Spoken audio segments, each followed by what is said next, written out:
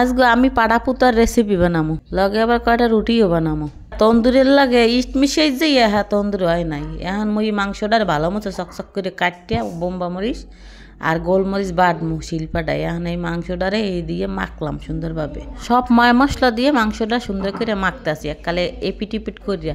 হ্যাঁ এবার পুতর দিয়ে তো মনে করেন ইচ্ছা মতো শেষলাম, মোর মাইয়া যেরকম শেষে হেরমের শেষলাম। মশলা মাখার পর তারপর সয়া সস দিয়ে দেবো, একটু সয়া সস দেবো ধন্যার উপরে। এরপর একটু জিরার গুঁড়ি ধনিয়ার গুঁড়ি মশলা দিয়ে সুন্দরভাবে হলদের গুঁড়ো মরিচের গুঁড়ো দিয়ে মাইকে নুন দিয়ে মাইকে সুন্দর করে এইভাবে সর্ষের তেল দিলাম। এইবার আবার দোনোটারে ভালো মতো কষলে কষলে মাইকে এবার সুন্দর করে মাখমো এপিট এপিট করে। তারপরে মনে করেন এর উপরে আবার এর উপরে আবার একটু টমেটো সস দিয়ে দেবো ভালো করে। টমেটো সস দিয়ে আর ময়দাটারে গোলমোল নুন দিলাম, তারপরে ইস্ট দিলাম, তারপর চিনি দিলাম, গুঁড়ো দুধ দিলাম। তারপর ভালো মতো শুকনো উপকরণগুলো ভালোভাবে মাখমু মতো মনে করেন মিলাইয়া তারপরে পানি দিয়ে একটা ডোর তৈরি করে ডাইকে তুইলাম। এখন ওই মাংসটারে নামাইলাম, নামাই মাংসটারে তাওয়ায় তৈল দিয়া এখন গরম হয়ে গেছে তাওয়ায় দিয়ে দেবো, সুন্দর করে ভাজা ভাজা করবো।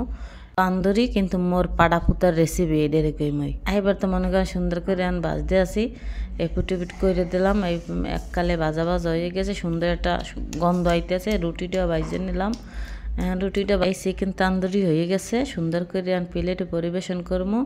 এউটাই লইলাম, দোনোটাই উঠাইছি। এখন দেখবেন মোর চিকেন তান্দুরিটা কেমন হয়েছে।